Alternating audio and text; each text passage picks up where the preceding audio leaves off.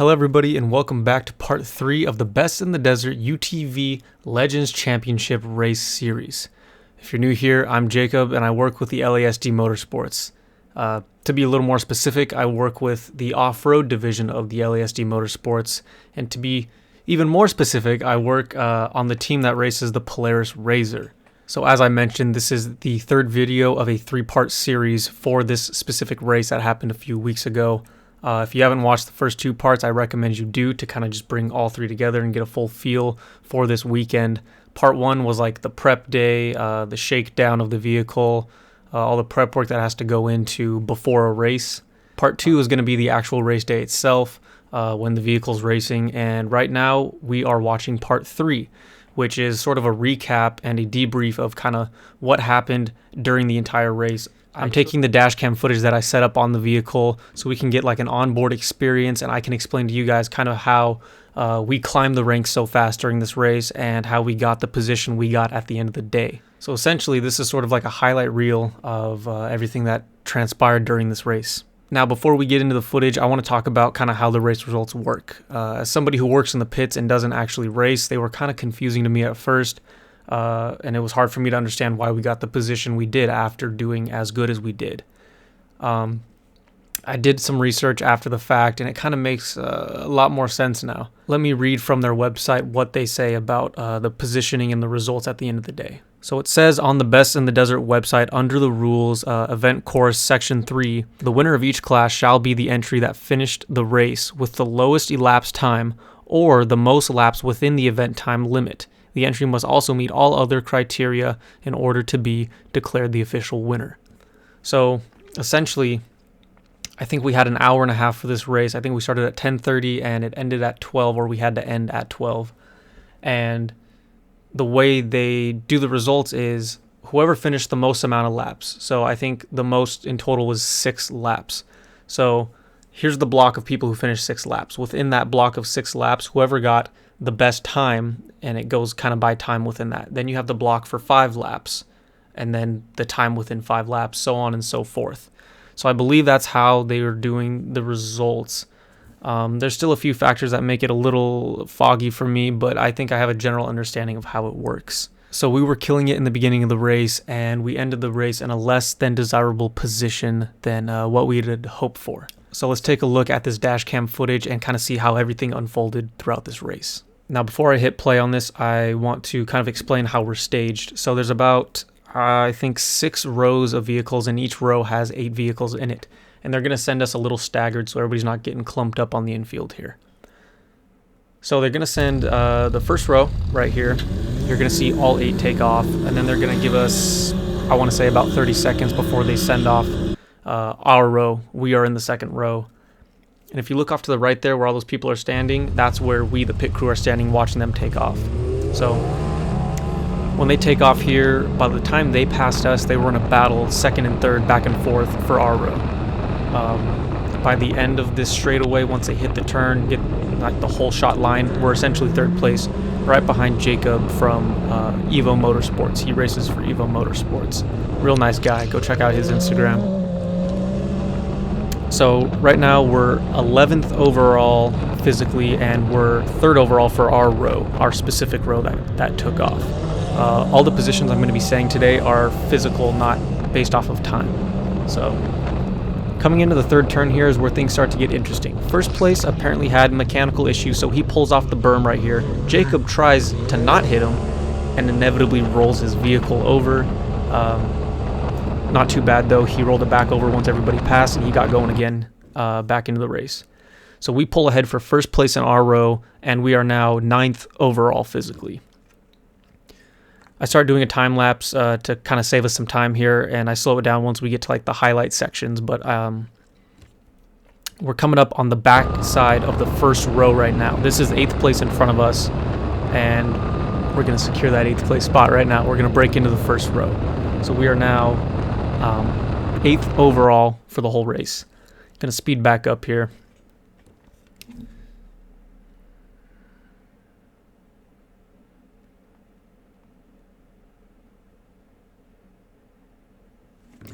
So I cut out the audio for these for the sped up parts because the sound of the exhaust at such a high speed is very annoying. Like when I sped it up, not high speed of the vehicle, but when I sped up the footage, the audio is just unbearable. So right now we're coming up on 7th place right now, which is the OC Firefighters. I think they're doing the same deal that the LASD Motorsports is doing, you know, like a non-profit organization type deal where they can race, and I'm sure they do some charity and some philanthropy type stuff, but we're going to take the pass on them right here, and then we're just going to shoot right out of this corner and carry on, and we have just now secured 7th place.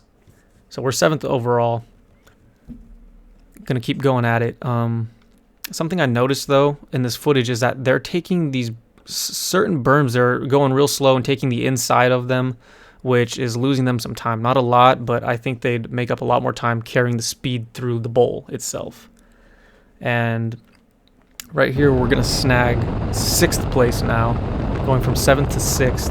And I want to touch on that a little bit. When you're out here racing desert or racing anything, you're not only racing other racers, you're racing your vehicle because things do break. Exhibit C right here. Brooklyn races for Evo Motorsports as well alongside Jacob. Her motor blew. So it's not just a race against other people. It's a race while trying to make sure you don't destroy your vehicle so you can carry on and actually finish the race. Right here, not passing anybody, but I slowed it down for you guys to look at this technical section. It's a straightaway whoop section.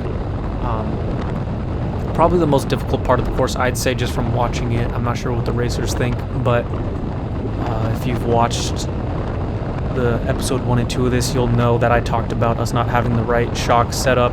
We were sent the wrong setup for the shock, so we're racing with what we have here. They just weren't stiff enough, so you can even see that going through the whoops here. It looks pretty rough. Even coming into this corner right here, you see us kind of float off something, and it looks like they break their back right here. That didn't look too pleasant.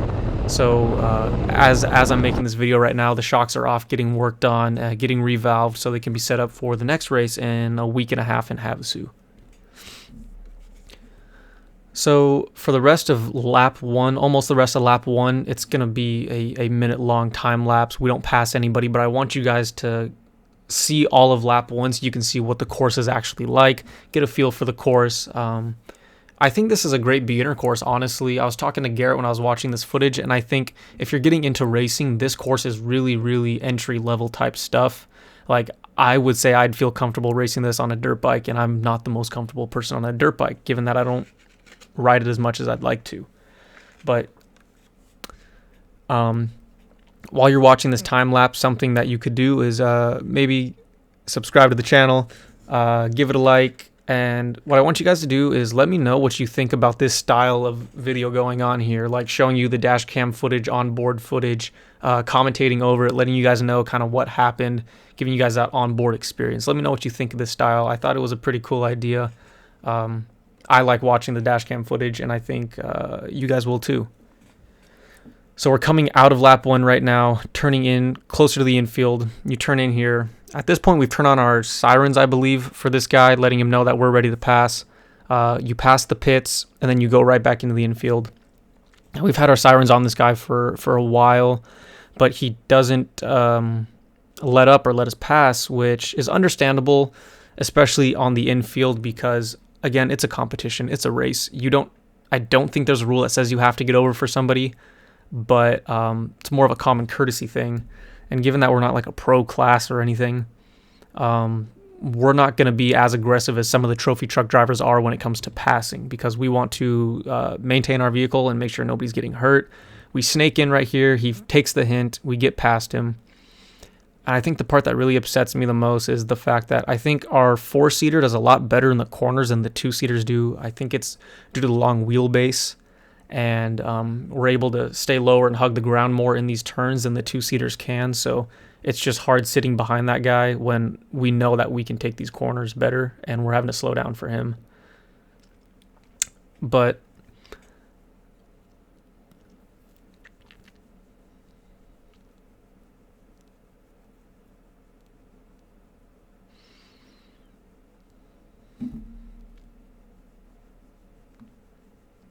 But now that we're past him, you can kind of see we're kind of picking up the pace a little bit, able to take the infield a little bit faster, get through it at our own speed, not having to slow down in the corners for him. And we're going to leave the infield and head into lap 2 at this point.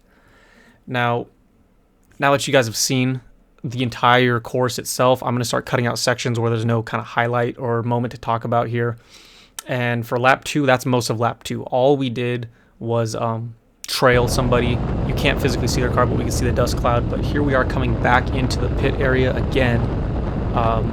And you can see the guy that we were trailing the whole time. So we're wrapping up lap 2 at this point, coming into the pit area. We're in 4th overall. I'm sorry, I forgot to keep count of where we were at, but right now we're in 4th. This guy's going to pull into the pit, which is going to send us into 3rd place. Now, in 2 laps, going from 11th to 3rd, not bad at all. Granted, there were some people that broke down, and that's how we secured some positions, but that speaks to how in tune they are with the vehicle, I mean, how they're treating it, and the build altogether. You know, some of these people do a little bit more building than we do, and it shows. It shows in the reliability because we're not messing with a lot of stuff, so it's able to be a little more reliable from factory. But now I know you guys already saw the infield section, but I kept this infield section because I slowed it down. It's not time lapsed, so you can get a feel for the actual speed we carry through it. There's nobody in front of us, so we don't have to slow down for anybody, and it's just us taking the infield at our own pace. At this point, they're starting to ride the berms more.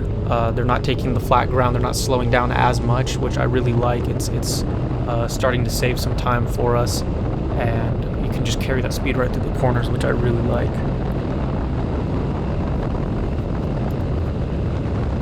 Now, coming up right here, I'm going to switch the cam shot to a rear-facing one to the drivers, because if you watched the previous videos, you heard that we lost our spare tire. Now, it's going to be right here coming out of this turn. You can see it sloshing around. It's not the most secure anymore, and we're going to lose it right about here, I think. Yeah, it's gone now. And Eric notices that coming out of this next corner. He looks in the rearview mirror and he's like, we lost it. But if you watched the previous videos, we were notified of this. We heard that it was a very drastic jump, that they landed and snapped the strap on and it flew out. That doesn't seem to be the case now that I'm watching this footage over again. It looks like over time either a weld cracked and broke, or the clip itself broke. Something broke and it just started sloshing around, and it was just an overtime kind of thing, not just one drastic hit. So we lost that. Now we have pros. We have a view out of the rear of the vehicle, because with that spare tire there, if you look in the rearview mirror, you can't see anything. But now that it's gone, they can see behind them. A little less weight, obviously not a lot of weight, it's just one spare tire, but overall it's got its pros and cons. Bittersweet. I like this berm right here. It's so broad, you can ride that with confidence. It's not a sharp turn, so you don't have to worry about any rollover or anything. You just ride that out. And we're going to start wrapping up the 2nd lap right here, going to the 3rd lap. I'm not sure what the definitive start-finish line is, so I can't really say where the laps end and begin, but we're coming out of the infield right here. I think they got one more jump up ahead, and they're going to head into the 3rd lap. But watch that map in the top corner. See where we're at right now. I'm going to cut a majority of this map you can see out to right here, because nothing happened, but as you can see, the trail ends. We're coming up on the end of the trail. Because, like I said, you're racing against your vehicle. The weather, 115 degrees, and belt temperatures are not looking good. So they take out a bush there. I had to pull off the course real fast just so we didn't get hit by the people that are going to pass us. But before that, I'm going to switch back to watching them. Listen real carefully.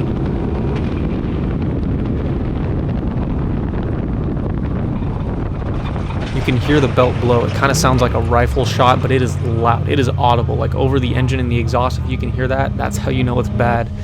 And watching them take out that bush is funny. But yeah, they had to pull off. All these guys are coming in hot. Now here's the problem. You can listen to me talk while you watch the painfulness of all these people pass us, but essentially I don't think they had the right tool on board to change a belt, which is what contributed to a lot of time lost. I think they were down for a total of 18 minutes, which is very bad for this race because 18 minutes is almost essentially a full lap. And we'll get into that at the end of the video. But yeah, I don't think they had the right tool to change the belt. So I think the best in the desert people are the ones that provided the tool, or we figured out a way to get it off without the specific tool for it. Essentially, 18 minutes down, had to change the belt. They thought it was an axle. Luckily, it wasn't, and it's just a belt. Common mechanical failure for these, especially while racing. We're working on a way to keep the belt temps down in future races. We're looking at a few different options, but in total, I think we got past 25 times here. And looking at the results of the amount of people who finished the race and the DNFs, I think we were lapped a few times here by some people. We were lapped by a few people, not a few times by the same person, but we were lapped by a few people because we were past 25 times, and I think only 20 people finished the race. So we were definitely lapped, and that means we're in the back of the pack now. We're last place, dead last. So luckily we're back on. We're not going to DNF. We're going to keep going. Coming up on somebody already. We're going to pass them at some pretty impressive speeds. I think they slowed down a lot, but we're going to pass them. And then I think we're going to get lapped by another person coming up. This isn't the same person that we just passed. This is somebody else, and they're just flying. So I think we definitely were getting lapped by some people. And here we're coming into the pits to get the vehicle checked out after that blow and make sure everything's good. Guy in orange on the right there, you see Ricky from Privateer Motorsports. They're the garage that helped us build the whole thing, so shout out to them and shout out to Ricky for being a great mechanic looking around the whole vehicle. At this point, Garrett and I were still getting the generator. We weren't back in the pits yet. I think we just got back to the pits, where we left the trailers, where the vehicles are all parked and not the pits, and we just missed the vehicle. And the other downside to that is the fact that I wasn't there to change the batteries on the GoPro because they die right about here. So yeah, they died. So we don't get the last lap that we did, or the last 2 laps that we did. We just got the first 3, but speaking to the racers, all that happened in those last few laps is just taking over a few more people, getting some passes back after that belt blowout. But here's where the problem is. That 18 minutes downtime, like I said, is a full lap. That is detrimental. That is detrimental to our positioning and overall results. I'm going to pull up the results right now while I'm talking. But essentially, like I said, we were 3rd overall, and then we get passed by everybody. And to rub more salt in the wound, we get lapped by some people too. But that's neither here nor there. Let's talk about our results, our official standing results. So we got 17th overall out of 20 people who finished, 32 in total for our class, which means 12 DNF'd, 20 finished. We got 17th. Now, we finished 5 laps out of 6 laps.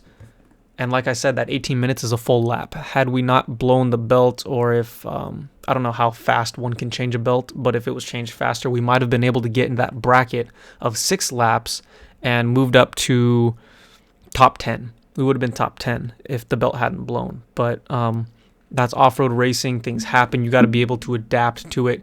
You got to be able to think on your feet, get stuff done, make sure you're prepped, like having the right tools. And if you're really trying to go for some impressive times, I'd say practice, belt changes, tire changes at home before the race. But that's kind of the story of what happened for us at the race. Killed it in the beginning. The belt blowing really took us out of the running for a top position. But at the end of the day, we finished, and that's all you can ask for, especially since we were debuting a new race vehicle. This was the first race on this vehicle. And we learned from this experience, and we're going to carry all that knowledge into the next race in 2 weeks in Havasu, Best in the Desert World Championship. So let me know in the comments what you guys thought about this video, because I'm sure I'll be doing the same kind of 3-part series like I did for this race, for the next race coming up. And if you haven't already, guys, please subscribe. It'll help me out a lot, and you guys will not miss out on any of the great content we have coming out for the rest of this year. With that being said, guys, I'll catch you in the next video.